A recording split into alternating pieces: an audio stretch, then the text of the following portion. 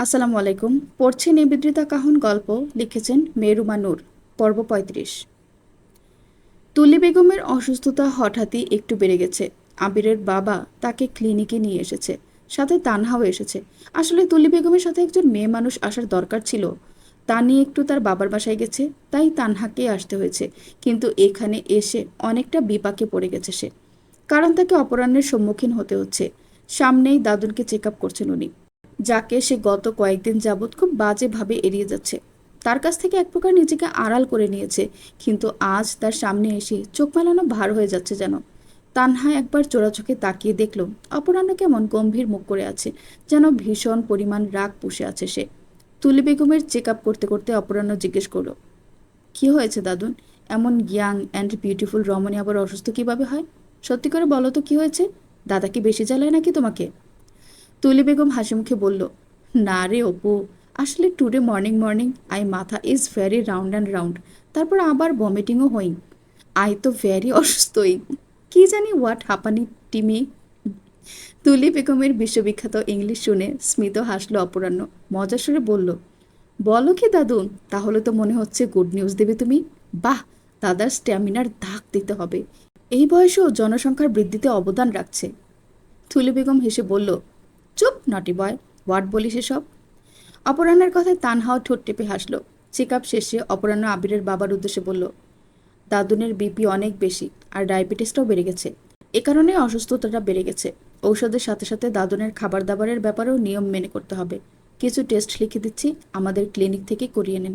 যদিও তেমন বড় কোনো সমস্যা নেই, তবুও মাথা ব্যথার জন্য একটা নিউরোলজিস্ট দেখিয়ে নিলে ভালো হবে।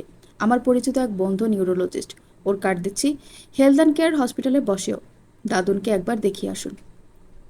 ঠিক আছে অপু, নিয়ে যাব। আচ্ছা ঠিক আছে, প্যাথোলজিতে দাদুনের স্যাম্পল দিয়ে যান। আচ্ছা। এর মাঝে একবারও অপরাহ্ন তানহার দিকে তাকালো না। কেবিন থেকে বের হয়ে তানহা যেন স্বস্তির নিঃশ্বাস ছাড়ল। লোকটার সামনে বসে থাকা অনেক কষ্টকর হয়ে উঠেছিল তানহার জন্য। হঠাৎ মনটা ভীষণ খারাপ হয়ে উঠেছে কেন যেন। না চাইতেও মন টেনে চলেছে ওই ডাক্তারের কাছে। তবে নিজেকে শক্ত করে নিল তানহা। আবিরের বাবা তুলি বেগমকে নিয়ে প্যাথোলজিতে গেল। তানহা বাইরের চেয়ারে বসে অপেক্ষা করতে লাগলো তাদের। হঠাৎ কোথা থেকে যেন আচমকা অপরাহ্ন এসে তানহার হাত ধরে হ্যাচকা টান দিয়ে দাঁড় করালো। তানহা চমকে গেল ভীষণ। কিছু বলার আগে অপরাহ্ন শক্ত কণ্ঠে বলল, সবার সামনে সিন ক্রিয়েট করতে না চাইলে চুপচাপ ভদ্রমেয়ের মতো আমার সাথে চলো। বলেই তানহার হাত ধরে নিয়ে যেতে লাগলো সে। তানহাও অপরাহ্নের হুমকির সামনে ভয়ে আর কিছু বলতে পারল না। লোকজনের সামনে কোনো সিন ক্রিয়েট করতে সেও চায় না, তাই অগত্যা অপরাহ্নের সাথে যাওয়াটাই শ্রেয় মনে করলো। অপরাহ্ন তানহাকে সোজা ওর কেবিনে নিয়ে এলো। ভেতরে এসে ঠাস করে বিকট শব্দে কেবিনের দরজা বন্ধ করে দিল। এত জোরে বন্ধ করলো যে তানহার অন্তর কেঁপে উঠল। তারপর তানহাকে কেবিনে রাখা সোফায় করে ঠাস করে বসিয়ে দিল, আর নিজে তানহার সামনে হাঁটু গেড়ে বসলো। তানহার ভেতরে ভয় বাড়তে লাগলো। অপরাহ্নের চোখ মুখ এখন ভীষণ পরিমাণ লাল হয়ে আছে। তার রাগ দেখেই ভয় লাগছে ওর। অপরাহ্ন তানহার দুই পাশ দিয়ে সোফায় দুই হাত রেখে তানহার দিকে তীক্ষ্ণ দৃষ্টিতে তাকিয়ে বলল, এখন বলো, সমস্যা কি তোমার?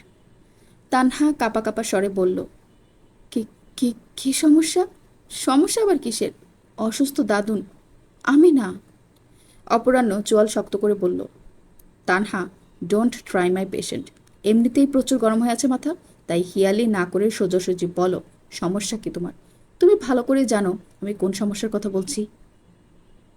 না, আমি জানি না, আমি বুঝতে পারছি না আপনি কিসের কথা বলছেন।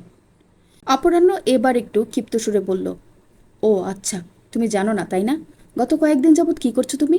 আমার মেসেজ সিন করো না, ফোন দিলে ধরো না, কলেজে দেখা করতে গেলেও তোমাকে পাওয়া যায় না। সমস্যা কি তোমার? কেন করছো আমার সাথে এমন? তানহা এবার একটু দৃঢ়তার সহিত বলল, আপনি কি বলতে চাইছেন আমি সত্যিই বুঝতে পারছি না। আপনি আমার ভাইয়ের বন্ধু, আমাদের পরিচিত জনের একজন। এছাড়া আমাদের মধ্যে এমন কোনো সম্পর্ক নেই যার কারণে আপনার সাথে রোজ দেখা বা যোগাযোগ রাখাটা জরুরি বা বাধ্যতামূলক। তাহলে আপনি কেন আমার কাছ থেকে এমন কিছু এক্সপেক্ট করছেন? তানহার কথায় অপরাহ্নের রাগ যেন বাড়ল, বই কমল না। সে সোফায় বসে সশব্দে একটা চাপড় মেরে বলে উঠল, রিয়েলি? তুমি কিচ্ছু বোঝো না? এতটাও নিশ্চয়ই কচি খোকি না তুমি? একটা ছেলে একটা মেয়ের পেছনে ঘুরলে তার মনোভাব কি সেটা বোঝার জন্য নিশ্চয়ই রকেট সায়েন্সের প্রয়োজন হয় না। আমি কেন তোমার পিছে আসি, কেন তোমার সাথে একটুখানি কথা বলার জন্য ব্যাকুল হয়ে থাকি, কেন তোমাকে এক নজর দেখার জন্য টিনেজারদের মতো নানান অজুহাতে কলেজের সামনে চলে যাই? কেন তোমার ভালো মন্দ আমাকে বিচলিত করে? এসব কি কিছুই তুমি বোঝো না, নাকি বুঝেও না বোঝার ভান করছো? বলো। অপরাহ্ন হঠাৎ দুই হাতে তানহার মাথা ধরে তার কপালে কপাল ঠেকিয়ে অধীর কণ্ঠে বলল, ভালোবাসি। ড্যাম ইট, এটা কি বুঝিস না তুই? স্থির হয়ে গেল তানহা, থমকে গেল তার হৃদস্পন্দন। অপরাহ্নের এইমাত্র বলা শব্দটা কেবিনের চার দেয়ালে ঝংকারিত হয়ে বাজতে লাগলো। নিজেকে হঠাৎই শক্তিহীন মনে হতে লাগলো, হাত পা অবশের মতো কাঁপতে লাগলো। অপরাহ্ন কণ্ঠে এবার আবেগ মাখিয়ে আবারও বলল, ভালোবাসি তানহা, খুব ভালোবাসি আমার শ্যামকন্যাকে। তানহা যেন আর নিতে পারল না। গলার মাঝে দলা পাকানো কান্নাগুলো ঢোক গিলে নিয়ে নিজেকে শক্ত করে অপরাহ্নের কাছ ছাড়িয়ে নিয়ে বলল, প্লিজ আমার সাথে এমন করবেন না। আমি জানি আপনি কি করতে চাইছেন। আপনি আমার সাথে এক্সপেরিমেন্ট করতে যাচ্ছেন। জীবনে অনেক মেয়ের সাথেই হয়তো সম্পর্ক করেছেন, তাই এখন আমার সাথেও এক্সপেরিমেন্ট করতে চাচ্ছেন। ভাবছেন এই বোকা শোকা এভারেজ লুকিং মেয়েটার সাথেও একটু এক্সপেরিমেন্ট করে দেখা যাক, তাই না? নাহলে আপনার মতো লোক আমার মতো মেয়েকে কেন ভালোবাসতে যাবে? না দৈহিক সৌন্দর্য, না দক্ষতা, কোনোটাই তো আপনার সাথে যায় না। আপনার জন্য তো কত ভালো ভালো সুন্দরী ডাক্তার ইঞ্জিনিয়ার মেয়েরা লাইন লাগিয়েছে। তাছাড়া আমার মাঝে কি দেখে ভালোবাসবেন? এটা শুধুই ইয়ার্কি ছাড়া আর কিছুই না। তাই প্লিজ আমার সাথে এমন বেহুদা মজা করবেন না প্লিজ। আমি অনেক দুর্বল মনের, এসব সহ্য করতে পারি না। তানহার অভিব্যক্তি শুনে অপরাহ্ন আহত চোখে তাকালো তানহার দিকে। এতদিনে মেয়েটা তাকে এই ভাবলো? নিজের উপরেই যেন হাসি পেল তার। অপরাহ্ন তাচ্ছিল্যকর একটা হাসি দিয়ে বলল, ওয়াও তানহা, গ্রেট। আমার ব্যাপারে তোমার মনোভাব শুনে আমি বাকরুদ্ধ, ভাষা হারিয়ে ফেলেছি আমি। আমার ব্যাপারে যদি সত্যিই তুমি এই ধারণায় করে থাকো, তাহলে আর কিচ্ছু বলারই থাকে না। আই এম সরি তানহা তোমাকে এভাবে আনার জন্য। তুমি এখন যেতে পারো।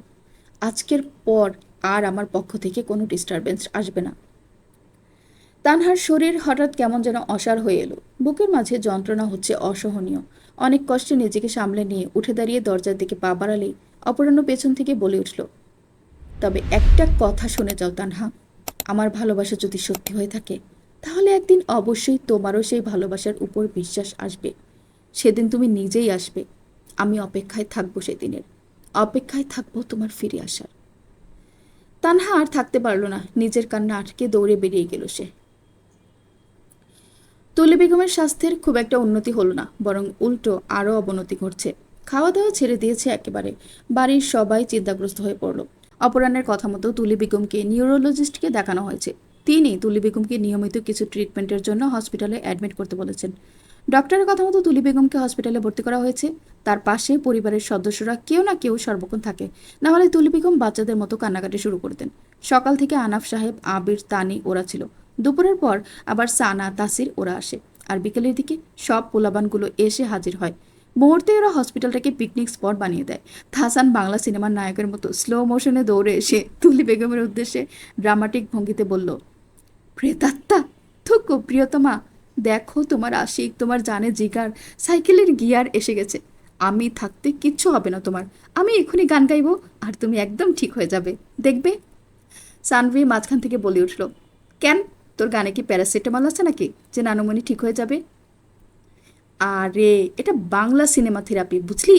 যেটা বড় বড় সায়েন্টিস্টরা করতে পারে না, সেটাই থেরাপি করতে পারে, বুঝলি? বাংলা সিনেমায় গান গাইয়ে মরা মানুষ জীবিত করে ফেলে, তাহলে এটা এমন কি জিনিস? বলেই তাসান গলা ছেড়ে গান ধরল, তুলি লো তোর পাকা মাথার কেশ, ফোকলা দাঁতের হাসি দিয়ে পাগল করলি দেশ। তাসানের গানে হাসির ফোয়ারা ছুটল সবার মাঝে। ওদের মাঝে একটু পর নিবিড় অফিস থেকে সরাসরি হসপিটালে এলো। সেও তুলি বেগমের সাথে মজা করে বলল, জলদি ঠিক হয়ে যাও দাদুন, নাহলে তোমার জামাই হাতছাড়া হয়ে যাবে কিন্তু।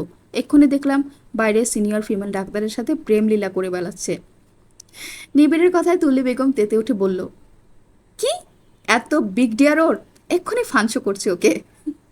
ওদের কথার মাঝেই নার্স এসে বলল, আপনারা সবাই বাইরে যান, এখন ডক্টর আসবে রোগী দেখতে। সবাই বাইরে এসে দাঁড়ালো। সানভি হঠাৎ আদ্রিতা আর তানহার উদ্দেশ্যে ফিসফিস করে বলল, দেখ দেখ, ওই ডক্টরটা হ্যান্ডসাম না? আমি এসেই ওই ডক্টরের উপর ক্রাশ খেয়েছি। তোদের কেমন লাগলো? ডক্টরের কথা বলতেই তানহার অবচেতন মনের দেয়ালে হঠাৎই অপরাহ্নের চিত্র প্রতীয়মান হলো। তার সাথেই বিষণ্ণতা ভর করলো তার সর্বস্ব জুড়ে। তাই সে আর সানভির কথায় কোনো জবাব দিল না। চুপ করে ওয়েটিং এরিয়ার চেয়ারে বসে রইল। আদ্রিতা সানভির কথার পরিপ্রেক্ষিতে ওই ডক্টরকে দেখলো একটু, তারপর বলল, হ্যাঁ, ঠিকঠাকই আছে। দেখে মানুষ মানুষই মনে হচ্ছে, গাধা করা মনে হচ্ছে না। সানভি বলল, অরে রে, আমার একটু হেল্প কর না। ওই ডক্টরকে গিয়ে বলবি আমার বোন অসুস্থ, একটু দেখুন। তখন সে এসে আমাকে দেখবে, এই ওসেলায় পটিয়েও ফেলা যাবে। কেন? এতে আমার কি লাভ? মাগনা মাগনি আজকাল কিছুই পাওয়া যায় না বস। তোকে আমার নতুন কেনা হেডফোনটা দিয়ে দিব, তাহলে করবি তো প্লিজ? আচ্ছা আচ্ছা, ঠিক আছে, এত করে বলছিস তাই যাচ্ছি। আচ্ছা, আমি ওই কেবিনটাতে গিয়ে বসছি, তুই ডক্টরকে নিয়ে আসিস কেমন? ঠিক আছে। আদ্রিতা এগিয়ে গেল ওই ডক্টরের কাছে। সানভীর শিখিয়ে দেওয়া কথা অনুযায়ী তার সাথে কথা বলতে লাগলো। তারপর তাকে নিয়ে সানভীর বলা কেবিনে নিয়ে গেল। ডক্টরকে কেবিনে দিয়েই আদ্রিতা চলে এলো। বাইরে আসতেই আচমকা নিবিড় আদ্রিতার হাত ধরে টেনে নিয়ে পাশের একটা ফাঁকা কেবিনে নিয়ে এলো। কেবিনে ঢুকে এক হাতে আদ্রিতার থুতনি শক্ত করে চেপে ধরে অগ্নিলাল চোখে তাকিয়ে বলল, সাহস অনেক বেশি বেড়ে গেছে তোর, তাই না? কি করছিলি ওই ডক্টরের সাথে একা একা তুই? কি করলে আমার সব নিয়ন্ত্রণ ভেঙে চুরে যাবে, আমার মাথা ফেটে যাবে, তা খুঁজে খুঁজে বের করাই তো একমাত্র কাজ, তাই না? আদ্রিতার মনে হচ্ছে তার চোয়াল বুঝি ব্যথায় অবশ হয়ে খসে পড়বে এবার। ব্যথায় চোখ দিয়ে পানি গড়িয়ে পড়ল তার। তা দেখে বোধহয় উন্মাদ নিবিড়ের হুঁশ এলো। ছেড়ে দিল সে আদ্রিতার চোয়াল। চোয়াল আলগা হতেই হালকা ফুপিয়ে উঠল আদ্রিতা। নিবিড় উল্টো দিকে ঘুরে নিজের চোখ বন্ধ করে নিজেকে হয়তো নিয়ন্ত্রণে আনার চেষ্টা করলো। আদ্রিতা নাক টেনে ফোপাতে ফোপাতে সানভীর ব্যাপারটা ক্লিয়ার করে দিল। নিবিড় আদ্রিতার দিকে তাকিয়ে চোয়াল চিবিয়ে চিবিয়ে বলল, সানভি বললেই তোকে তাই করতে হবে? তোর কি নিজস্ব কোনো জ্ঞান নেই ইডিয়ট? কাল যদি বলে বুড়িগঙ্গায় ঝাঁপ দে, তাই দিবি তুই? আদ্রিতা বোকার মতো বলে উঠল, ঝাঁপ দেব কিভাবে? আমি কি সাঁতার জানি নাকি? আগে সাঁতার না শিখতে হবে। এই পর্যায়ে নিবিড়ের রাগ যেন আর থাকলো না। মাথা অন্যদিকে ঘুরিয়ে হালকা হাসলো সে তার বোকা পুতুলের কথায়। এগিয়ে এলো আদ্রিতার কাছাকাছি। আদ্রিতা একটু ভয় পেল, ভাবলো নিবিড় বোধহয় আবার রাগ দেখাবে। কিন্তু তা হলো না। নিবিড় আদ্রিতার গালে আলতো করে হাত লাগলো। তখন ওভাবে চেপে ধরায় আদ্রিতার চোয়ালের কাছে লাল হয়ে গেছে।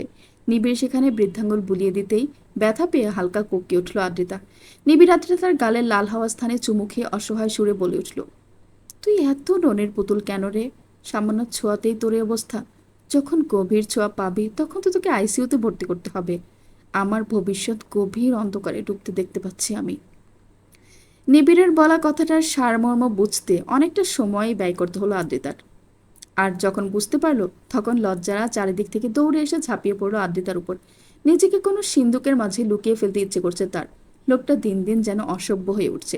আদ্রিতাকে শুধু লজ্জা দেয়। ওদের কথার মাঝেই হঠাৎ কেবিনের দরজায় নক পড়ল। আদ্রিতা একটু হকচকিয়ে উঠল। নিবিড় আদ্রিতার হাত ধরে চোখের ইশারায় আশ্বস্ত করলো। আদ্রিতার হাত ধরেই এগিয়ে গিয়ে দরজা খুলে দিয়ে দেখলো একজন ফিমেল ডক্টর দাঁড়িয়ে আছে। হয়তো এটা তারই কেবিন হবে। বুঝতে পেরে নিবিড় বলে উঠল, সরি ডক্টর, আসলে আমার ওয়াইফ একটু অসুস্থ হয়ে পড়েছিল তো, তাই এখানে একটু রেস্ট করাতে নিয়ে এসেছিলাম, কিছু মনে করবেন না। আদ্রিতার মুখ আপনা আপনি ফুটবল আকারের হয়ে গেল। কিভাবে এত সুন্দর করে মিথ্যা কথা বলে দিলেন উনি? যেন খুবই স্বাভাবিক কথা এটা। কথা বলেই নিবিড় আদ্রিতার হাত ধরে ওখান থেকে চলে যেতে নিল। 2 কদম এগোতেই পেছন থেকে মেয়েলি কণ্ঠে শোনা গেল, মিস্টার নিবিড় শাহরিয়ার। ডক্টরের মুখে নিবিড়ের নাম শুনে নিবিড় আদ্রিতা দুজনেই পেছনে ফিরে তাকালো। ফিমেল ডক্টরের চোখে মুখে অদ্ভুত বিস্ময় ছড়িয়ে আছে। ডক্টর ওদের কাছে এগিয়ে এসে রহস্যময় হাসি টেনে বলল, ফাইনালি দ্য গ্রেট নিবিড় শাহরিয়ারের দর্শন পেলাম। আমি তো ভেবেছিলাম এ জন্মে হয়তো আর দেখাই হবে না। ডক্টরের কথা বলার ধরন দেখে ব্রু কুচকে আসলো আদ্রিতার। কে এই মেয়ে? আর নিবিড় ভাইয়াকে চেনে কিভাবে? আদ্রিতার মতো নিবিড়ও ব্রু কুচকে বলল, জি, বুঝলাম না, আপনি কি আমাকে চেনেন? ডক্টর তাচ্ছিল্যের সুরে বলল, বাহ, তাহলে এখনো চিনতেও পারছেন না? কলেজে যে মেয়েটা তোমার জন্য নিজের জান দিতে চলেছিল, আজ তাকে তুমি চিনতেও পারছেন না? জেরিন নামের সেই মেয়েটাকে বেমালুম ভুলে গেলে? অন্তত মনে রাখার মতো প্রয়োজন মনে করলে না? ডক্টরের কথায় নিবিড়ের চোখে মুখেও এবার কিছু মনে পড়ার আভাস পাওয়া গেল। সে বিস্মিত সুরে বলল, জেরিন। এবার আদ্রিতার মনটা হঠাৎ অশান্ত হয়ে উঠল। মেয়েটার কথাবার্তা যেদিকে ইঙ্গিত করছে তা ভাবতেও আদ্রিতার বাজে রকম অনুভূতি হচ্ছে, যে অনুভূতি আদ্রিতার অসহনীয় পীড়া দিচ্ছে। পর্ব 36। নিবিড় ডক্টরকে হয়তো চিনতে পারল, তবে তার মুখমণ্ডলে কেমন যেন হঠাৎ একটা অপ্রস্তুত ভাব দেখা গেল। কিছুটা জোরপূর্বক হেসে বলল, আরে জেরিন, তুমি? তা কেমন আছো? ডক্টর হয়ে গেছো দেখছি। জেরিন ফ্যাকাশে এসে বলল, যাক, অন্তত চিনতে তো পারলে। আর কেমন আছি সেটা নাইবা বলি, জেনেই বা কী করবে তুমি? যখন তোমার জন্য পাগল ছিলাম, তোমার জন্য মরতে গেছিলাম, সেটাই কখনো জানতে চাওনি? তাহলে আর এটা জেনে কি করবে? বেঁচে আছি শুধু এটাই মনে আছে। জেরিনের কথাবার্তায় নিবিড় যে প্রচুর অস্বস্তি বোধ করছে তা তার চোখে মুখে স্পষ্ট। তবুও সে সৌজন্যতা বজায় রেখে বলল, প্লিজ জেরিন, ওসব ছেলে মানুষই ছিল, অল্প বয়সের পাগলামি, তাই সেসব মনে না করলেই বেটার হবে। শুধু শুধু অকওয়ার্ডনেস হবে। এমনিতেও তুমি নিজেকে ভালো একটা পজিশনে এনেছো, ডক্টর হয়েছো, দ্যাট ইজ রিয়েলি অ্যাপ্রিসিয়েটিং। এদের কথাবার্তার মাঝে আদ্রিতা নিজেকে খুবই অস্বস্তিকর অনুভব করছে। হঠাৎ করে আদ্রিতা খেয়াল করলো ডক্টর জেরিন, মেয়েটা অত্যধিক সুন্দর, যাকে বলে মারাত্মক রূপবতী। তার রূপের আগুনে যে কেউ ঝলসে যেতে পারে। আর এই অসাধারণ রূপবতী মেয়েটাই নিবিড় ভাইয়াকে চাইতো। শুধু চাইতো না, তার চাহনি বলে দিচ্ছে সে এখনও চায়। উনি নিবিড় ভাইয়ার জন্য মরতে বসেছিল। এটা কেন বলছে? তাদের মাঝে কিছু একটা তো ছিল। সেটা কি তবে প্রেম ঘটিত কিছু? এসব মনে আসতে আদ্রিতার মন হঠাৎ বিষণ্ণতায় ফেঁপে উঠল। অভিমানী মন ভীষণ পরিমাণ গুমড়ে উঠল। এদের কথাবার্তার মাঝে নিজেকে অযাচিত ব্যক্তি মনে হচ্ছে তার। আর অযাচিত ব্যক্তি হিসেবে আদ্রিতা মোটেও থাকতে চায় না। আদ্রিতা চলে যাওয়ার জন্য নিবিড়ের হাতের মাঝ থেকে নিজের হাত ছাড়াতে চাইল, কিন্তু পারল না সে। তার হাত ছাড়াতে নিলে নিবিড় তৎক্ষণাৎ আরও শক্ত করে আদ্রিতার হাত চেপে ধরল। আদ্রিতা তবুও ছাড়ানোর জন্য মোচড়ামুচড়ি করতে লাগলো। অকারণেই হঠাৎ তার মাঝে ভীষণ রাগ আর জেদ কাজ করতে লাগলো। এখানে সে কোনো মতেই থাকবে না, তাই সর্বশক্তি দিয়ে নিজের হাত ছাড়ানোর জন্য মোচড়ামুচড়ি করতে লাগলো। আর নিবিড়ও হাত না ছাড়ার ব্যাপারে বদ্ধপরিকর যেন। হাত মোচড়াতে মোচড়াতে হাতের কবজি লাল হয়ে জ্বলন অনুভব করতে লাগলো আদ্রিতার। তবুও প্রয়াস ছাড়ছে না সে। তখনই জেরিন বলে উঠল, তো মিস্টার নিবিড় শাহরিয়ার ফাইনালি বিয়েও করে ফেলেছ? তা বউ তো দেখছি পিচ্ছি মেয়ে। লাখ লাখ মেয়ের মন ভেঙে শেষমেশ কিনা বাল্যবিবাহ করলে। জেরিনের কথাটা যেন আদ্রিতার আত্মসম্মানে আঘাত হানল। প্রতিবাদী সত্তাটা জাগ্রত হয়ে উঠল। রাগ, জেদ আর আত্মসম্মানবোধের সংমিশ্রণে প্রচণ্ড রকম বাজে অনুভূতিতে আদ্রিতার মন মস্তিষ্ক তিক্ত হয়ে উঠল। যার দরুন আদ্রিতা চোখ মুখ শক্ত করে প্রতিবাদী কণ্ঠে বলল, আমি ওনার বউ না, উনি আমার চাচাতো ভাই। এখানে আমাদের দাদন ভর্তি হয়েছে, তাকেই দেখতে এসেছি। ভুলে আপনার কেবিনে ঢুকে পড়েছিলাম, তাই আপনাকে দেখে মিথ্যা বলেছে। Sorry for that. একদমই কথাগুলো বলেই আদ্রিতা এবার সর্বশক্তি দিয়ে নিজের হাত এক ঝটকায় ছাড়িয়ে দ্রুত পায়ে ওখান থেকে সরে এলো। পেছনে না তাকিয়েও বুঝতে পারলো নিবিড় হয়তো তার দিকেই তাকিয়ে আছে। থাকুক, আদ্রিতার এখন তা দেখার ইচ্ছেও নেই। মনটা ভীষণ রকম বিষণ্ণ হয়ে পড়েছে হঠাৎ তার। কান্না পাচ্ছে, তবে সে কাঁদবে না। রাগের সত্তাটা তার কান্না বাইরে আসতে দিল না। আদ্রিতা নিজেকে সামলে নিয়ে দাদনের কেবিনে এলো আবার। মুখে মেকি হাসি ঝুলিয়ে আবিরের বাবা আহনাফ সাহেবের কাছে গিয়ে বসলো সে। মিনিট দুয়ের ব্যবধানে আদ্রিতা দেখতে পেল জনাব এসে হাজির কেবিনে। চেহারায় উদ্বিগ্নের ছাপ। আদ্রিতা তাকে দেখেও দেখল না যেন।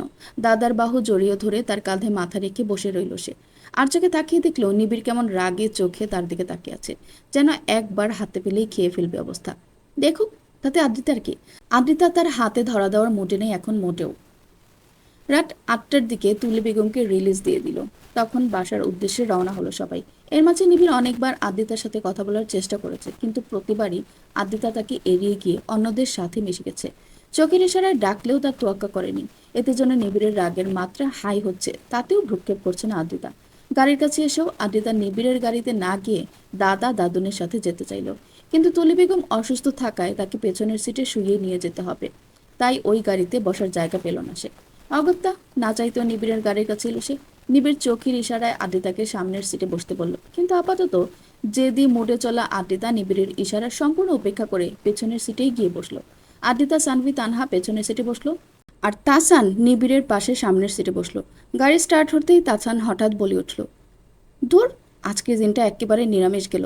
হসপিটালে একটাও হট ফিমেল ডাক্তার তো দূরের কথা, একটা সুন্দরী নার্সও দেখলাম না। সব গুলান জরিনা খালা টাইপ। আমার তো মোড়ে গ্যাস্ট্রিক জমে গেছে। তাসানের কথায় সানভি আর তানহা হাসলো, তবে আদ্রিতা প্রত্যুত্তরে বলল, কি বলো ভাইয়া, হসপিটালে এত সুন্দরী ডক্টরকে তুমি আনদেখা করে দিলে? আমি তো এক মহা সুন্দরী ডক্টরকে দেখলাম, তার মতো সুন্দরী বাংলাদেশে আছে কিনা সন্দেহ। তাসান আচম্বিত ভঙ্গিতে বলল, কষ কি বই না, আমরে আগে কবি না, আরেকবার দেখাই দিলেই তো পারতি। এই ভাইটার জন্য এইটুকু করতে পারলি না? কি করব ভাইয়া, আমি তোমার ভালো করতে গিয়ে তো আর আরেকজনের ঘর ভাঙতে পারি না। মানে? আরে মানে হলো, সেই ডক্টর তোমাদের ভাবি হয়, ভাবি। আর ভাবিকে প্রেমিকা বানাতে চাইলে পাপ হবে, পাপ। জি হ্যাঁ, ভাই অ্যান্ড বোনেরা, আজ আমি হসপিটালে তোমাদের সবার বড় ভাই নিবিড় ভাইয়ার প্রেমিকাকে দেখেছি। সে কি সুন্দরী কি বলবো। তানহা আর সানভি একসাথেই বলে উঠল, সত্যি বলছিস? 200% সত্যি। আরে তাদের প্রেম তো সেই কলেজ টাইমের। আজ এতদিন পর বিচ্ছিন্ন হওয়া দুই মনের মিলন হলো হসপিটালে। কি একটা সিন ছিল মাইরি, জাস্ট ফিদা হয়ে গেলাম। আমি তো আজ বাসায় গিয়েই সোজা সোনামাকে বলবো, সোনামা তোমার ছেলের বউ পাওয়া গেছে, আজ এক্ষুনি শুভ কাজ সেরে ফেলো। আমরা এত সুন্দর ডক্টর ভাবে হাতছাড়া করতে চাই না, তাই না রে? কথা শেষ করে একবার সামনে আয়নায় তাকাতে দেখতে পেল নিবিড়ের অগ্নিশর্মা দুটি চোখ। রাগ যেন তার চোখ দিয়ে বেরিয়ে আসছে, তবুও তাতে ভ্রুক্ষেপ করল না আদ্রিতা। চোখ নামিয়ে কিঞ্চিত ভেঙচি কাটল সে। তাসান নিবিড়ের উদ্দেশ্যে অতীব হতাশার সুরে বলল, এখানেও তুই বাজে মেনে নিলে ভাই? আর কাউকে তুই গরিব মিসকিনদের জন্য রাখ। নিবিড় এবার দাঁতে দাঁত চেপে বলল, just shut up you idiots. অরি এক পাগল, আর তার সাথে তোরাও পাগল হয়েছিস। দুনিয়াতে আর কাউকে পেলি না, ওই গাদিটার কথা বিশ্বাস করছিস?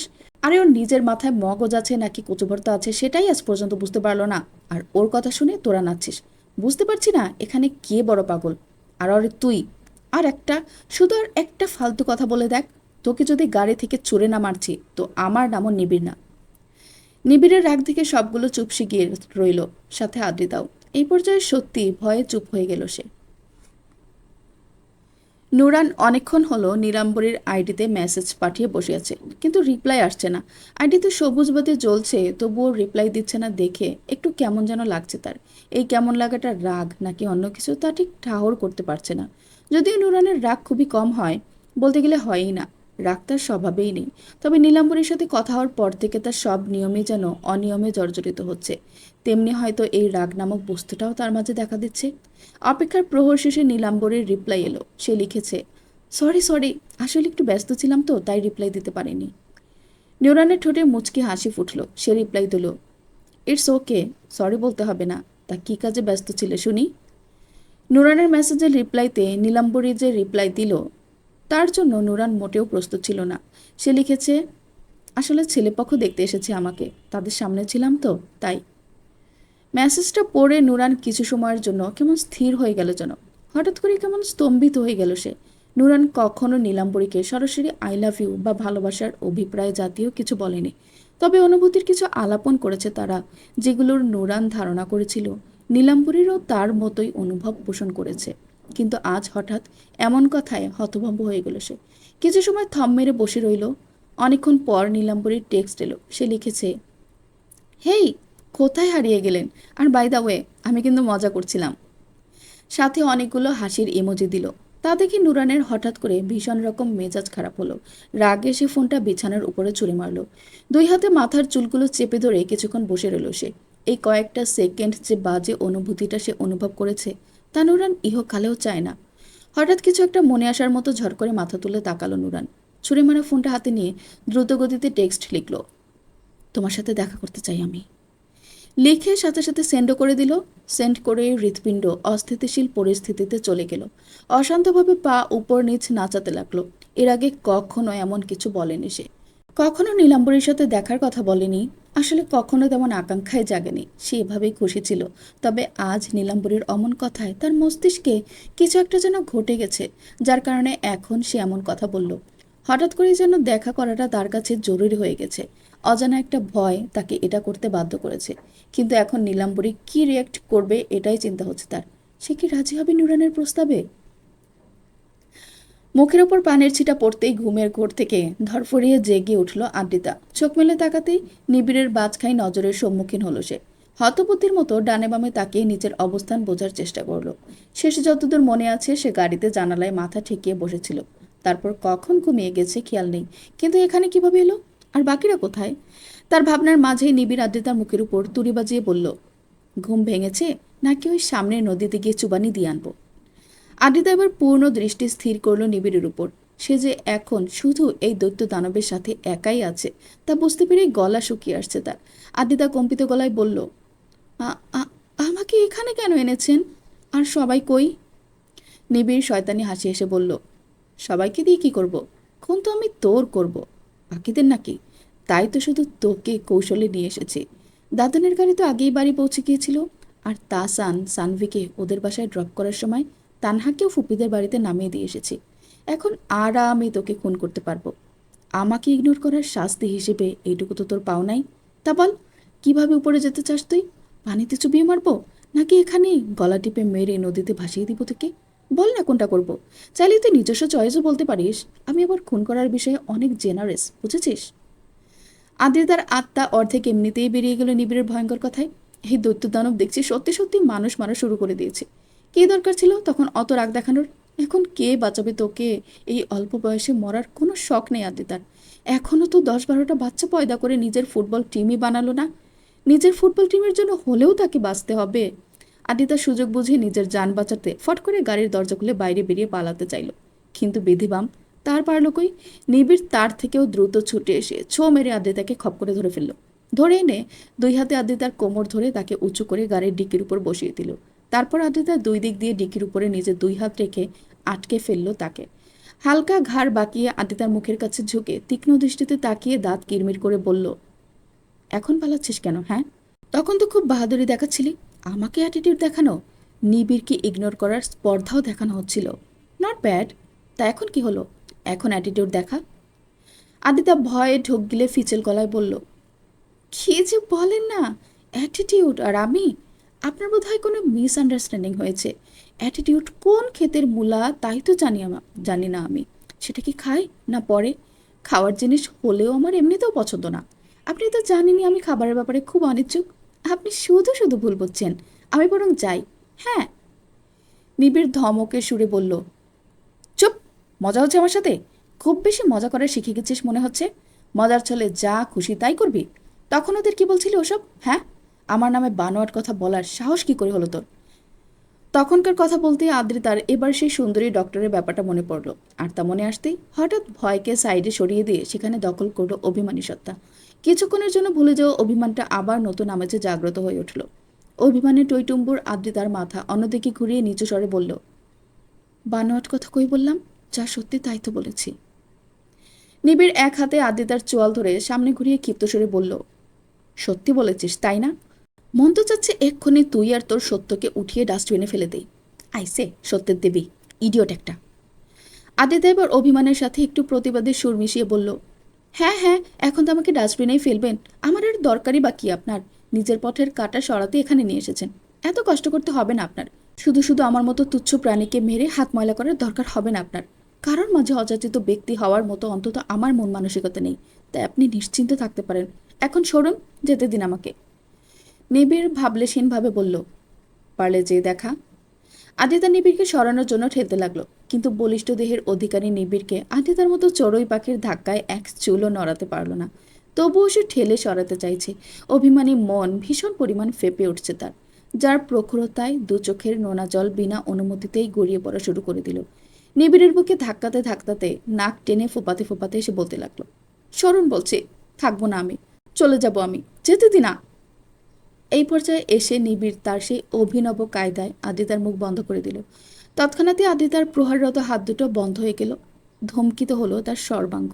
হৃদস্পন্দন থমকে গেল। নিবিড়ের প্রয়াস অন্য কিছু থাকলেও আদিতার নেশায় ডুবে তার চাহিদা আরও বাড়ল যেন। সে দুই হাতে আদিতার মুখটা ধরে আরও নিগুড় করলো অধরের ক্রিয়া। কম্পনের পীড়া প্রতিহত করতে লাগলো আদিতার সর্বস্ব। নিঃশ্বাস আটকে রইল শ্বাসতন্ত্রের মাঝে। এই ক্রিয়া কতক্ষণ স্থায়ী থাকলো তা জানা নেই কারোরই। একসময় ক্রিয়ার সমাপ্তি ঘটল নিবিড় নিজেই। আদিতার কপালে কপাল ঠেকিয়ে ভারী নিঃশ্বাস ছাড়তে লাগলো দুজনেই। আদিতার চোখ বুজে রইল। এই মুহূর্তে চোখ খুলে তাকানো তার পক্ষে সবচেয়ে অসম্ভব কাজ। সারা শরীর কেমন অবশ হয়ে গেছে যেন। নিবিড় আদিতার কপালে কপাল, নাকে নাক ঠেকিয়ে মায়াবী সুরে বলল, মাইন্ড চেঞ্জ হয়ে গেছে, নাহলে আজ তোর পটল তোলা অপরিহার্য ছিল। এই পাগলি, না জেনেই কেন অযথা আমাকে পোড়াচ্ছিস? হ্যাঁ, কলেজে আমাকে যেদিন পছন্দ করতো সেটা আমাকে বলেছিল অনেকবার, অনেক পাগলামিও করেছিল আমার জন্য। কিন্তু আমি কি করতাম? আমার ঘরে তো পিচ্চি বউ আছে, সেটা তো আর ও জানে না। বউ রেখে পরকীয়া করার মতো পাপ কি আর করতে পারি আমি? পিচ্চি পুতুলের ইন্দ্রজাল ভেদ করে অন্যথায় ন যেতেও সময় আছে নাকি আমার? কিন্তু ওই মেয়েটা আমার পিছুই ছাড়ছিল না। মানা করার পরেও আমাকে পাওয়ার জন্য রোজ পাগলামি করতো। একদিন মাথা গরম হয়ে যায়, চর মেরে দিই ওকে। তারপর শুনেছিলাম নাকি সুইসাইড অ্যাটেম্প্ট করেছিল। যদিও তাতে আমার মাঝে কোনো ভাবান্তর হয়নি। আমি তো পারলে ওর ওই কাজের জন্য আরও কয়েকটা দিয়ে নিজেই উপরে পাঠিয়ে দিতাম। এর কিছুদিন পরই তো আমি বিদেশ চলে যাই। সময়ের সাথে জেরিন নামের কেউ ছিল সেটাই ভুলে গেছি, তাই তো ওকে দেখেও চিনতে পারিনি। এতটুকু বলেই খানিক থামল নিবিড়। আদিতার অভিমানী চাদর এবার ধীরে ধীরে সরে যেতে লাগলো। পুরোপুরি সরিয়ে দিতে নিবিড় বলল, মেয়ে, তুই ভয়ঙ্কর কালো জাদুকরী বিভীষিকা। তোর সেই জাদুর ঘোরে ডুবে থাকাই এই মানবের জীবন জীবিকা। আদিতা ধ্যানমৌন হয়ে শুনছে শুধু নিবিড়ের হৃদয় শীতল করা আলাপন।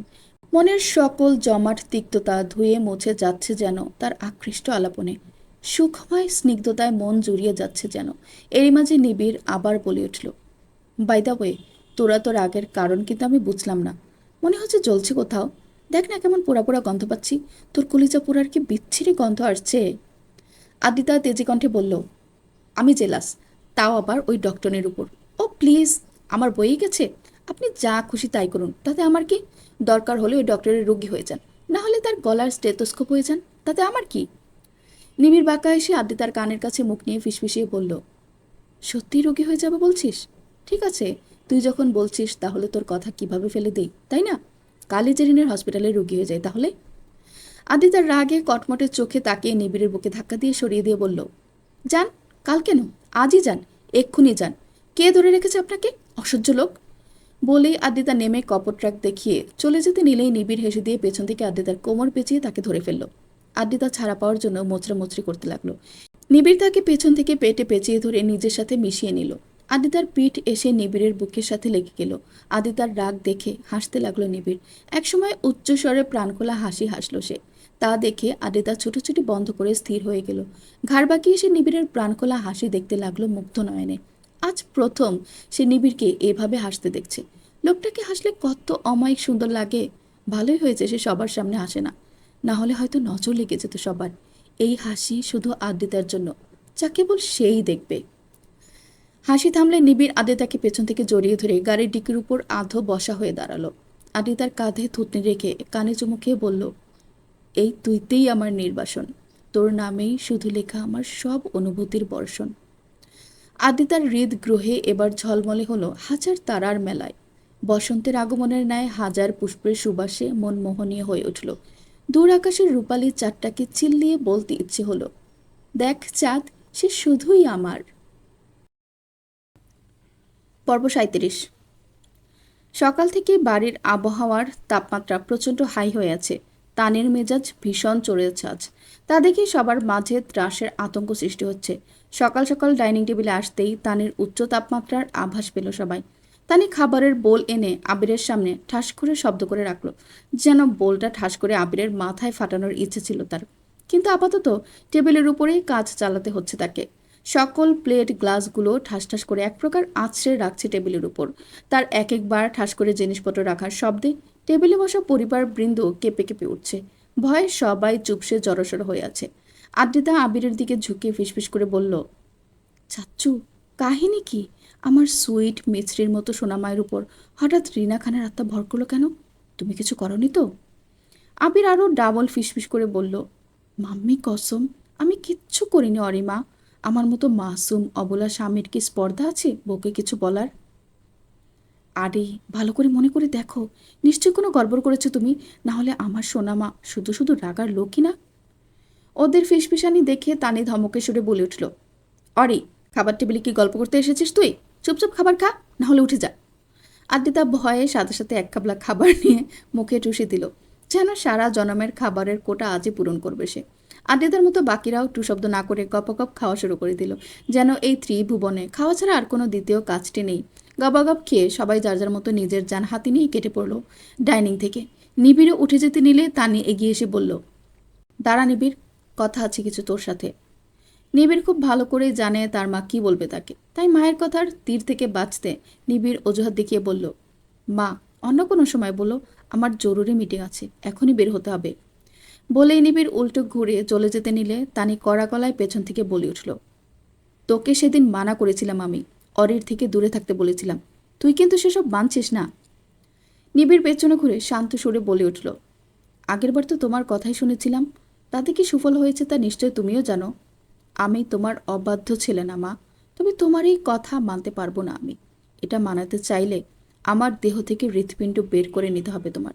তা পারলে করো, তাতে আমার একটু আপত্তি নেই, তাছাড়া সম্ভব না। বলেই নিবিড় দ্রুত পায়ে বেরিয়ে গেল। ছেলের বেপরোয়া ভাব দেখে তানির আগে হাতের জগটা আবারও ঠাস করে টেবিলের উপর রাখলো। হতাশাজনক দীর্ঘশ্বাস ছাড়ল সে।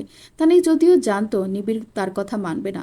সেদিন রাতে যখন চোখ খুলে আদ্রিতাকে বিছানায় দেখেনি, তখনই সে বুঝতে পেরেছিল এটা তার ঘাড়তেরা ছেলেরই কাজ। ছেলেটা একটুও বদলানো না, সেই ছোট থেকেই একই রকম একঘেয়ে থেকে গেল। ছোট থেকেই নিবিড় তানির সেসব কথাই মানত যা তার পছন্দের তালিকায় পড়তো। আর পছন্দ না হলে সেই কথা নিবিড়কে দিয়ে কিছুতেই মানানো যেত না। তখন তানি নিবিড়কে কিছু বললে সে বলতো, তোমার এই কথাটা আমার পছন্দ হয়নি, তাই অর্ডার নিতে পারলাম না মা। পরবর্তীতে পছন্দসই অর্ডার দিও, তাহলে নিব। ওইটুকুন বাচ্চা ছেলের মুখে অমন কথা শুনে তানি তখনই বুঝে গিয়েছিল তার ঘরে ছেলে না, বাপ পয়দা হয়েছে। এই ছেলে আর তার গুণধর বাপের জন্যই তানির মেজাজ চলে আছে। আজ তানি আর আবিরের বিবাহবার্ষিকী, অথচ এই আবিরটার সেটা মনেই নেই। সকাল থেকে তানি তাকে কতবার মনে করানোর চেষ্টা করেছে আজকের দিনটা, কিন্তু ওই বুড়োটা সেটা মনেই করতে পারলো না। এ কারণেই তার সকাল থেকে মেজাজ খুবই খারাপ। বাপ ছেলে মিলে মেজাজ খারাপ করে দিল একবারে। বিকেল থেকে মনটা একটু মলিন করে বিছানায় শুয়ে আছে তানি। আবির তো আবির, বাকি সবাইও আজকের দিনটার কথা বেমালুম ভুলে গেছে। এই তার পরিবার, যাদের জন্য এত কিছু করে সে। আজ তারা সামান্য উইশটুকুও করার সময় পেল না। এসব ভেবেই মন খারাপ হচ্ছে তানির। সময় তখন সন্ধ্যা 7টার উপরে হবে। হঠাৎ বোম ফাটার মতো বিকট শব্দে চমকে গেল তানি। ধরফড়িয়ে উঠে দ্রুত রুম থেকে বেরিয়ে নিচে নেমে এলো সে। লিভিং রুমের লাইট বন্ধ পেল সে। তানি নিচে আসতেই আচমকা লাইট জ্বলে উঠল। পরিবারের সবাই একসাথে উচ্চস্বরে বলে উঠল, সারপ্রাইজ! সাথে সাথে ফটাস ফটাস পার্টির আতশবাজি ফাটতে লাগলো। তাসান আর আদ্রিতা লিভিং রুমে অল্প পরিসরে একটু সাজানো হয়েছে। সামনেই শুভ বিবাহ বার্ষিকী লেখা একটা ব্যানারও লাগিয়ে রেখেছে। সানা, তাসির সহ অল্প কিছু কাছের আত্মীয় স্বজনে এসেছে। এসব দেখে তানি সত্যি সত্যি সারপ্রাইজড হয়ে গেল। আবির মুচকি এসে তানির কাছে এগিয়ে এসে বলল, তুমি কি ভেবেছিলে আমি ভুলে গেছি আজকের কথা? একদমই না। আমার জীবনের সেই দুর্ধর্ষ কালো দিনটার কথা কিভাবে ভুলতে পারি, যেদিন আমার জীবনে তুমি নামক ডাকিনী এসেছিলে। তানি হেসে দিয়ে আবিরের বাহুতে আলতো করে চাপড় মারলো। আবির বলল, এই যে দেখেছো, সবার সামনেই কেমন মারপিট করছো এই অবলা স্বামীটাকে। তাহলে বোঝো সবার অগোচরে কতটা অত্যাচারিত হই আমি। এত বছরে এসব সহ্য করেও সংসার করতে পারছি, এজন্য আমাকে অস্কার দেওয়া উচিত। হাসলো সবাই আবিরের কথায়। আবির তানের দুই বাহু ধরে নরম সুরে বলল, তবুও আমার এই ডাকিনীটাকেই সারা জীবন চাই, শেষ নিঃশ্বাস পর্যন্ত চাই তোমাকে। এত বছর এই পাগলটাকে সহ্য করার জন্য আর আমার পরিবারকে এত ভালোবাসা দেওয়ার জন্য অনেক অনেক ধন্যবাদ তোমাকে তানি। তুমি আমাকে জীবনের শ্রেষ্ঠ উপহার, দুটো সন্তান দিয়েছো আমাকে। I love you very much Tani. Tani টলমলো চোখে তাকিয়ে মুচকে এসে বলল, I love you too Abir. ওদের আবেগ ভরা কথা শুনে তাসান মুখে 2 আঙ্গুল পুড়ে শিস বাজে উঠল। তারপর ইমোশনাল হওয়ার ঢং করে বলল, বাহ, কি ভালোবাসা! আমার তো চোখে পানি এসে গেল। আদ্রিতা তা শুনে বলে উঠল, কই পানি ভাইয়া, চোখে তো পানি দেখা যায় না। তাসান বলল, আরে আসবে আসবে, দেখতে থাক, দেখতে দেখতে চলে আসবে। তাসান নিজের চোখের নিচে তর্জনী আঙ্গুল দিয়ে চোখের নিচের পর্দা টেনে ধরে আদ্রিতাকে দেখিয়ে বলল, এই দেখ, আসছে। না, দেখা যাচ্ছে না, এক চিমটিও না, পুরো শুকনো খরা পড়ে আছে। সানভি মজা করে বলল, ম্যাগনিফ্লাইং গ্লাস দিয়ে দেখ, তাহলে হয়তো দেখা যেতেও পারে। তাহসান বলে উঠল, আসলে আমি এসব দেখিয়ে বেড়ানো পছন্দ করি না, তাই দেখা যাচ্ছে না। এগুলো মনের কান্না, মনেই থাকে, তোরা বুঝবি না। আবারও হাসলো সবাই। তাসির আবিরের উদ্দেশ্যে বলে উঠল, যাক, শেষমেশ তুই যে পাগল সেটা স্বীকার তো করলি। আবির প্রত্যুত্তরে গানের লাইন বলল, পাগল ছাড়া দুনিয়া চলে না। ছোটখাটো পার্টির মতো আয়োজন করা হয়েছে। লিভিং রুমের সবাই যার যার মতো খাওয়া আর আড্ডা দিচ্ছে। কেউ চেয়ারে, আবার কেউ সোফাতে বসে আছে। পার্টিতে অপরাহ্নের মা বাবাও এসেছে। নিবিড় অপরাহ্নের মায়ের উদ্দেশ্যে বলল, আন্টি, অপু কোথায়? ওকে তো দেখছি না। ওকেও তো আসতে বলেছিলাম পার্টিতে। সোফায় তানহাও বসা ছিল। অপরাহ্নের নাম শুনে তার মনের মাঝেও ধুকপুকিয়ে উঠল। তার অবচেতন মনটাও কোথাও না কোথাও অপরাহ্নের ব্যাপারে জানতে চাচ্ছে। সেদিনের পর আজ প্রায় 1 সপ্তাহ পার হয়ে গেল। এর মাঝে অপরাহ্ন সত্যি সত্যি তার সামনে আসেনি, আর না কোনো রকম যোগাযোগ করার চেষ্টা করেছে। এতে তানহার ভালো লাগার কথা থাকলেও মোটেও তা হচ্ছে না, বরং গুমোট যন্ত্রণায় ভেতরটা অসহনীয় হয়ে উঠছে যেন। না চাইতেও অপরাহ্নের ব্যাপারে জানতে মন চাইছে তার। সে মনোযোগ দিল অপরাহ্নের মায়ের জবাব শুনতে। নিবিড়ের প্রশ্নের উত্তরে অপরাহ্নের মা খুবই হতাশার সুরে বললেন, অপুর কথা আর বলিস না বাবা। ছেলেটার আমার কি হয়েছে কে জানে। আজ সপ্তাহখানেক হলো কেমন অন্যরকম হয়ে গেছে। ঠিকমতো খায় না, ঘুমায় না, কথা বলে না। সারা দিন ক্লিনিকে পড়ে থাকে। সবসময় হাসি খুশি থাকা ছেলেটার মুখ থেকে হাসি একেবারে গায়েবই হয়ে গিয়েছে যেন। মুখের দিকে তাকানোই যায় না। মুখটা শুকিয়ে এতটুকু হয়ে গেছে। কি হয় যে জিজ্ঞেস করলে কিছু বলেও না। শুধু বলে কি জানি পরীক্ষা নাকি দিচ্ছে ও। ওই পরীক্ষা নাকি ওর সামনের জীবনের ভবিষ্যৎ ডিসাইড করবে। এর চেয়ে আর বেশি কিছু বলে না। আজ এখানে আসার কথা বললাম, তাও আসবে না। বলে ওর পরীক্ষায় পাশ হলে নাকি আসবে, না হলে আসবে না। ছেলেটাকে নিয়ে আমার খুব চিন্তা হচ্ছে। তুমি তো ওর বন্ধু, একটু কথা বলে দেখো না ছেলেটার কি হলো। হয়তো তোমার কাছে বলবে। নিবিড় বলল, আচ্ছা আমি কথা বলে দেখব। আপনি চিন্তা করবেন না আন্টি। ইদানিও আমার সাথেও দেখা করছে না। আমিও কাজের চাপে বিষয়টা খেয়াল করিনি। এর মাঝেই তাসান বলে উঠল, আন্টি আপনার কথা শুনে মনে হচ্ছে অপু ছ্যাঁকা টাকা খাইছে। বিয়ে শাদী করাই দেন, সব ঠিক হয়ে যাইব। অপরাহ্নের মা বলল, আরে না বাবা, তেমন কিছু না। তোমরা তো জানোই ও কেমন। তেমন কিছু থাকলে তো আমরা খুশি খুশি বিয়ে করিয়ে দিতাম। নিজেই তো বিয়ে করতে চায় না, বিয়ের কথা বললেই এড়িয়ে যায়। নিবিড় বলল, হ্যাঁ আন্টি ঠিকই বলেছে। আরে আর কেউ না জানুক, আমরা তো জানি ওই বেটা অপুর স্বভাব। মেয়েদের কাছ থেকে এমনভাবে দূরত্ব রাখে যেন তারা ওর জান কবজ করতে আসবে। আজ পর্যন্ত একটা প্রেম করা তো দূরের কথা, কোনো মেয়ের সাথে বসে কফি খেয়েছে কিনা সন্দেহ। ওর মতো শুদ্ধ ছেলে এই জমানায় পাওয়া কঠিন। আমার তো মাঝে মাঝে মনে হয় ও ভুলের যুগে পয়দা হয়ে গেছে। ওকে তো আদি যুগে মানাতো। এসব কিছু শোনার পর তানহার গুমোট যন্ত্রণা যেন এবার বিস্ফোরিত হয়ে তার সর্বাঙ্গের শিরায় শিরায় ছড়িয়ে পড়ল। হৃৎপিণ্ডে অদৃশ্য ছুরিকাঘাত হতে লাগলো। হাতের মাঝে ধরে রাখা কোল্ড ড্রিঙ্কসের গ্লাসটা ধরে রাখার শক্তি হারিয়ে ফেলেছে সে। থরথর করে কাঁপছে হাত। বুঝতে পারলো এখানে বসে থাকা আর তার পক্ষে সম্ভব না। গ্লাসটা টি টেবিলের উপর রেখে দ্রুত পায়ে নিজের রুমে চলে গেল সে। পার্টিতে অল্প কিছু সময় থেকেই রুমে চলে এসেছে নুরান। শুধুমাত্র সোনা মায়ের মন রাখার জন্য উপস্থিত থেকেছে সে। না হলে তার ওখানে যাওয়ার ইচ্ছে ছিল না। তার মনোভাব ঠিক যাচ্ছে না এখন। রুমে এসেই ফোন অন করলো। নীলাম্বরীর আইডি ডিঅ্যাক্টিভেট দেখে চোখ বুজে ফেলল সে। সেদিনের পর থেকে এটাই দেখছে নুরান। সেদিন দেখা করার কথা বলার পর থেকেই এই অবস্থায় পাচ্ছে সে। সেদিনের পর থেকে আর কোনো টেক্সট আসেনি, আইডিও অ্যাক্টিভ হয়নি। নুরান ফোনটা বিছানায় ফেলে দিয়ে চিত হয়ে শুয়ে উপরের দিকে তাকিয়ে রইল। অন্য কেউ হলে হয়তো এই অবস্থায় ভীষণ অস্থিরতা দেখাতো, বিভ্রান্তের মতো আচরণ করত। তবে নুরান আলাদা। সে সব সিচুয়েশনেই নিজেকে শান্ত রাখে। আজও তাই করছে। সে বুঝতে পারছে নীলাম্বরী আর নিজ থেকে যোগাযোগ করবে না। এখন নুরানকেই খুঁজে বের করতে হবে নীলাম্বরীকে। আর কিভাবে খুঁজতে হবে সেটাও ভালো করে জানে নুরান। বিবাহবার্ষিকী উপলক্ষে কেকও আনা হয়েছিল। তানি আর আবির মিলে কেক কেটেছে। কাটার পর মেহমানদের দেওয়ার পর যেটুকু বেঁচেছে তা পুরোটুকুই তাসান নিজের আয়ত্তে করে নিয়েছে। হা করে গপাগপ খাচ্ছে, আবার বলছে,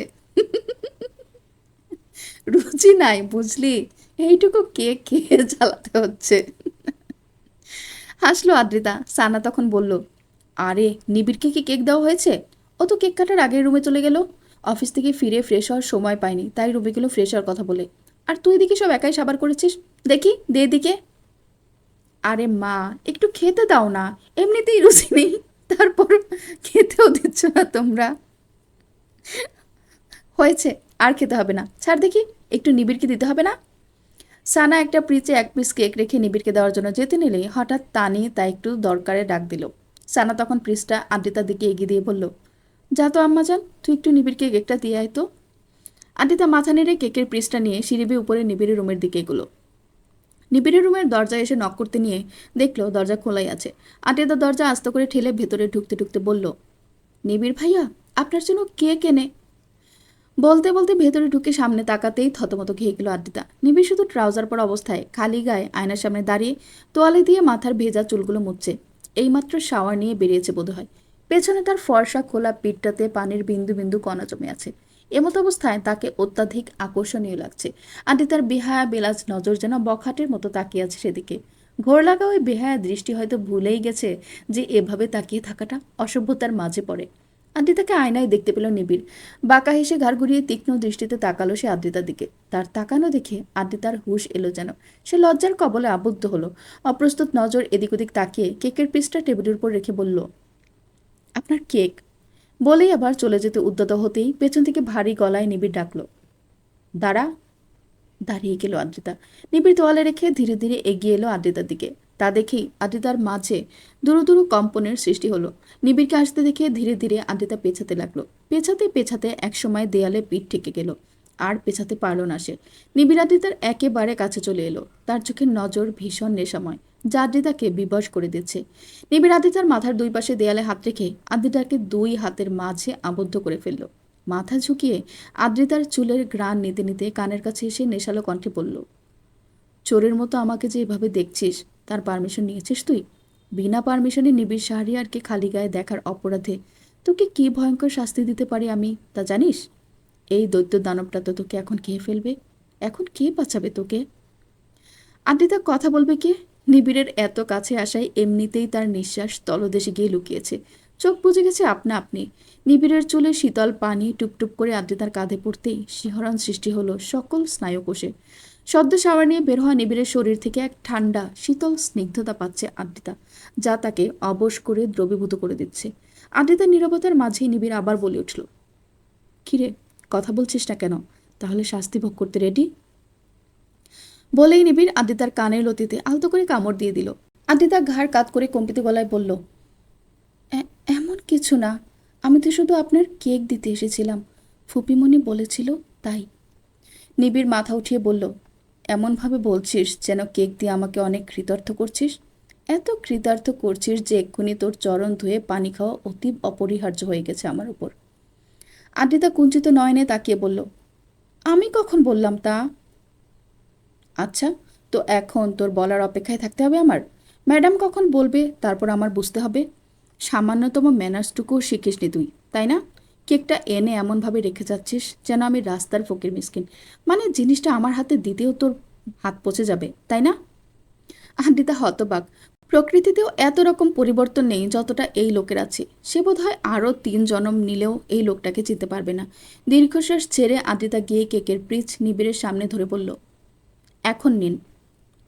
বলার পর দয়া দেখাচ্ছিস? এটা গ্রহণযোগ্য না। এখন এটা তুই নিজের হাতে খাইয়ে দিবি, তাহলে গ্রহণযোগ্য হবে। আদ্রিতার চিল্লিয়ে বলতে মন চাইল, পারবো না, কিন্তু তা বলার সাহস নেই। তাই অগত্যা কেকের পিস হাতে তুলে নিবিড়ের মুখের সামনে ধরল। নিবিড় অল্প করে এক কামড় নিল, সেটা খেয়ে বলল, ভালো না কেকটা, একদম মিষ্টি না। আদ্রিতা বলে উঠল, কই, ভালোই তো, অনেক মজাই তো। তুই কি বলতে চাচ্ছিস আমি মিথ্যে কথা বলছি? ঠিক আছে, তুই এখনই খেয়ে দেখ আমার সামনে। আদ্রিতা বিরক্ত মুখে অল্প একটু কেক মুখে নিয়ে বলল, ঠিকই তো আছে। নিবিড় ফট করে আদ্রিতার ঠোঁটে লেগে থাকা কেকের ক্রিমটুকু নিজের অধর দ্বারা সেটা খেয়ে নিল। থমকিত হয়ে আদ্রিতা জমে গেল যেন। খাওয়ার পর নিবিড় ফিসফিস করে বলল, আসলেই মজা ছিল। বলেই বাঁকা হেসে এক চোখ টিপ মারল নিবিড়। আদ্রিতা আর দাঁড়াতে পারল না। লজ্জায় লাল হয়ে ছুটে বেরিয়ে গেল রুম থেকে। পেছন থেকে নিবিড়ের হাসির আওয়াজ এলো তার কানে। পর্ব 38। আদ্রিতা নুরানের রুমে আসতেই দেখল নুরান ওর সব পেন্টিংগুলো এক জায়গায় জড়ো করেছে। আদ্রিতা কৌতূহলী কণ্ঠে জিজ্ঞেস করল, কি করছো ভাইয়া, এগুলো এভাবে জড়ো করছো কেন? নুরান তার কাজ করতে করতেই বলল, কারণ এগুলোর এক্সিবিশন হবে। আদ্রিতা উৎসুক কণ্ঠে বলল, সত্যি? কিন্তু তুমি তো বলেছিলে এক্সিবিশন করতে ইচ্ছে হয় না তোমার। বলেছিলাম, আর এও বলেছিলাম যে কখনো প্রয়োজন হলে করব। তো মনে কর আমার সেই প্রয়োজন এসে গেছে। কি প্রয়োজন ভাইয়া, বলো না। প্রয়োজনটা পূর্ণ হোক, তারপর সবার আগে তোকেই বলবো। তুই দোয়া কর যেন তোর ভাইয়ের প্রয়োজন পূরণ হয়। আদ্রিতা হাসি মুখে বলল, অবশ্যই ভাইয়া, আমি দোয়া করি তোমার ইচ্ছে যেন পূর্ণ হয়। স্মিত হাসল নুরান। আজকের এক্সিবিশন সে নীলাম্বরীকে খুঁজে পাওয়ার উদ্দেশ্যেই করেছে। কাল সে জীবনের প্রথম ফেসবুক স্ট্যাটাস দিয়েছে, এক্সিবিশনের ব্যাপারে বলেছে। সে জানে নীলাম্বরী নিশ্চয়ই তার স্ট্যাটাস দেখবে এবং তার বিশ্বাস সে এক্সিবিশনে আসবেও। তাকে চিনতে পারাই নুরানের প্রধান কাজ, যা সে পারবে নিশ্চয়ই। অপরাহ্ন রোগী দেখতে দেখতে প্রচুর টায়ার্ড ফিল করছে। মাথা ধরেছে ভীষণ পরিমাণে তার। অপরাহ্ন কম্পাউন্ডারকে ডেকে বলল, আপাতত যেন আর কোনো রোগী না পাঠায়। কম্পাউন্ডার চলে যেতে অপরাহ্ন চেয়ারে মাথা এলিয়ে দিয়ে চোখ বুজে রইল। একটু পরেই দরজা খোলার শব্দ পেয়ে অপরাহ্ন চোখ না খুলেই বলে উঠল, মনির, তোমাকে বলেছি না এখন রোগী পাঠিও না। সামনে থেকে মেয়েলি কণ্ঠে কেউ বলল, কিন্তু রোগীর অবস্থা তো ক্রিটিক্যাল। এক্ষুনি দেখতে হবে ডক্টর সাহেব। ঠাস করে চোখ খুলে তাকালো অপরাহ্ন। তানহাকে সামনে দেখে অনেকটাই অবাক হলো সে। এতদিন পর তার শ্যামকন্যাকে দেখে মনটা খুশি হতে নিয়েও আবার সেদিনের তিক্ত কথাগুলো মনে পড়ে গেল তার। মনের মাঝে জমানো অভিমান কেমন যেন মাথা চাড়া দিয়ে উঠল। তানহা এরই মধ্যে সামনের চেয়ারে এসে বসল। অপরাহ্ন তানহাকে এই মুহূর্তে একজন পেশেন্টের মতোই সম্বোধন করে বলল, জি বলুন, কি সমস্যা আপনার? তানহা অসহায় মুখ করে বলল, সমস্যা খুবই গুরুতর ডক্টর সাহেব। ইমার্জেন্সি চিকিৎসা না দিলে পরলোক গমন পাক্কা। তানহার কথা বলার ভঙ্গি দেখে অপরাহ্নের ভ্রু কুঁচকে এলো। মেয়েটার কি এমন হয়েছে? অপরাহ্ন গম্ভীর মুখে জিজ্ঞেস করল, হয়েছে কি সেটা বলুন আগে। অসুখ কি আপনার? আরে হচ্ছেই তো না, এটাই তো আসল সমস্যা। মানে?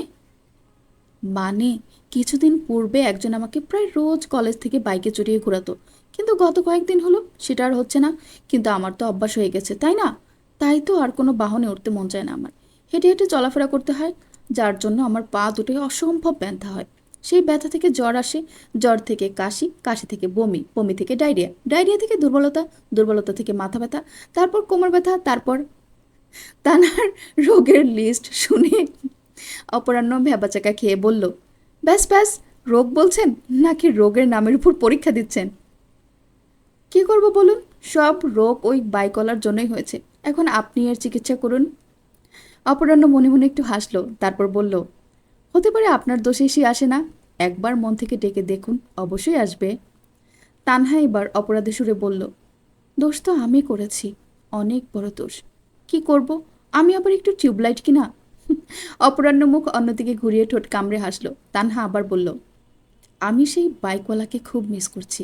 আমার এত অসুখ থেকে শুধু সেই বাঁচাতে পারে। বলুন না, সে কি আসবে আবার? অপরাহ্ন মুচকে এসে বলল, মন থেকে যখন ডাকছেন তাহলে অবশ্যই আসবে সে। আসতেই হবে তাকে, নাহলে এত রোগের অভিশাপে সে ভস্ম হয়ে যাবে। তবে হ্যাঁ, আপনাকেও তার সিকিউরিটি দিতে হবে যে আপনি সত্যি সত্যি তাকে বিশ্বাস করেন, ভরসা করেন তার উপর, কারণ অবিশ্বাসের মাঝে সে আসবে না কখনো। তানহা নমনীয় কণ্ঠে বলল, আমি বোকা বলে এতটাও বোকা না যে এক ভুল বারবার করব। নাড়া বেলতলায় একবারই যায়। বিশ্বাস না করার ভুল একবার করেছি, তার জন্য অপরাধ বোধেও ভুগছি। আর এই অপরাধ বোধে আমি আর কখনো ভুগতে চাই না। অপরাহ্নের বিষণ্ণ মনের আকাশের মেঘ কেটে যেন খুশির রুনুঝুনু বর্ষণ হলো। তার ভালোবাসা জিতেছে আজ, তার ভালোবাসা পেরেছে তার সত্যতা বোঝাতে। তানহা উঠে গিয়ে দরজা পর্যন্ত এসে পেছনে অপরাহ্নের দিকে তাকিয়ে বলল, আমি বাইরে অপেক্ষা করব বাইকওয়ালার, আশা করি আসবে এবার। বলেই বেরিয়ে গেল তানহা। অপরাহ্ন খুশিতে পারলে এক্ষুনি লুঙ্গি ডান্স শুরু করে দেয়। দ্রুত হাতের কাজ সেরে সে নিজেও বাইরে দৌড়ালো।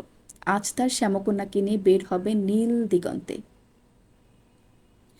নুরানের পেন্টিংয়ের এক্সিবিশন চলছে, অনেক লোকের ভিড় জমেছে তা দেখতে। তবে নুরানের নজর খুঁজছে শুধু তার নীলাম্বরীকে। চারিদিকে নজর ঘুরিয়ে পর্যবেক্ষণ করছে সবার নজর। আশায় আছে সেই কাঙ্ক্ষিত দৃষ্টি চোখে পড়ার, এবং নুরানের অপেক্ষার অবসান ঘটিয়ে সে দৃষ্টি যেন তার চোখে পড়েই গেল। নুরানের আঁকানো সেই নীলাম্বরীর চোখের পেন্টিংয়ের সামনে একটা মেয়ে দাঁড়িয়ে আছে। পরনে বেগুনি রঙের লম্বা গোলজামা, ফর্সা ছিমছাম গরনের ষোড়শী কন্যা। চুলগুলো অনেক লম্বা, পেছনে তার লম্বা বেনুনিটা কোমরের নিচে পড়ে আছে। মেয়েটি কেমন অপলক মায়াবী নয়নে তাকিয়ে আছে ছবিটির দিকে। তার ওই চোখের নজর নুরানের খুব চেনা। আর চিনতে পেরেই নুরানের হৃদস্পন্দনের ধ্বনি তুমুল হলো। ধীরে ধীরে পা বাড়িয়ে এগিয়ে গেল সে মেয়েটির কাছে। যত কাছে যাচ্ছে ততই যেন হৃৎপিণ্ডের অস্থিরতা বাড়ছে। নুরান নিঃশব্দে মেয়েটির পেছনে গিয়ে দাঁড়িয়ে বলে উঠল, ঠিকঠাক আঁকতে পেরেছি তো তোমার চোখ? মেয়েটি চমকে তাকালো নুরানের পানে। তার চোখে মুখে বিস্ময়ের ছাপ, যেন চুরি করে ধরা পড়া চোরের মতো তার নজর। মনে হচ্ছে আঁতকে উঠেছে সে। অপ্রস্তুত ভঙ্গিতে এদিক ওদিক তাকিয়ে হঠাৎ সে দ্রুত পায়ে বাইরের দিকে যেতে লাগলো। নুরানও গেল তার পেছন। গেটের বাইরে আসতেই নুরান পেছন থেকে বলে উঠল, দাঁড়াও নীলাম্বরী, যেতে চাচ্ছ যাও, আটকাবো না তোমাকে, তবে একটা কথা শুনে যাও। নীলাম্বরী দাঁড়িয়ে পড়ল, তবে পিছনে তাকালো না। নুরান তখন বলল, যাওয়ার আগে শুধু আমার প্রশ্নের উত্তর দিয়ে যাও। আমার সাথে যতটা কথা হয়েছে তা কি তোমার মনের শুদ্ধ আলাপন, নাকি এই যুগের বাকিদের মতো তুমিও জাস্ট ফান করেছো? প্লিজ, আমি শুধু উত্তর জানতে চাই, আর কিছু না। না হলে আমাকে এভাবে রেখে গেলে আমি সেই বালুচরে পড়ে থাকবো, যেখানে না নদীর ঢেউ পৌঁছাবে আর না সেখানে সবুজ ঘাস গজাবে। নুরানের প্রশ্নের উত্তরে মেয়েটির পক্ষ থেকে কোনো জবাব এলো না। শুধু চুপচাপ ওভাবেই দাঁড়িয়ে রইল। নুরান এবার ধীরে ধীরে মেয়েটির সামনে গিয়ে দাঁড়ালো। দেখতে পেল মেয়েটির চোখে পানি। নুরান তখন মুচকি হেসে বলল, তোমার চোখের পানি তোমার জবাব দিয়ে দিচ্ছে। তাহলে সেদিনের পর থেকে যোগাযোগ বন্ধ করে দিয়েছো কেন? তুমি কি আমাকে বিশ্বাস করতে পারছো না? মেয়েটি কিছু না বলে আবারও চলে যেতে নিলে নুরান আবারও মেয়েটির সামনে গিয়ে তার পথ আটকে দিয়ে বলল, এভাবে জবাব না দিয়ে যেতে দিব না আমি। প্লিজ কিছু তো বলো। তখনই পেছন থেকে অন্য একটা মেয়ে হঠাৎ বলে উঠল, ও কিছু বলবে না। মেয়েটির কথায় নুরান ব্রু কুচকে তাকালো তার দিকে।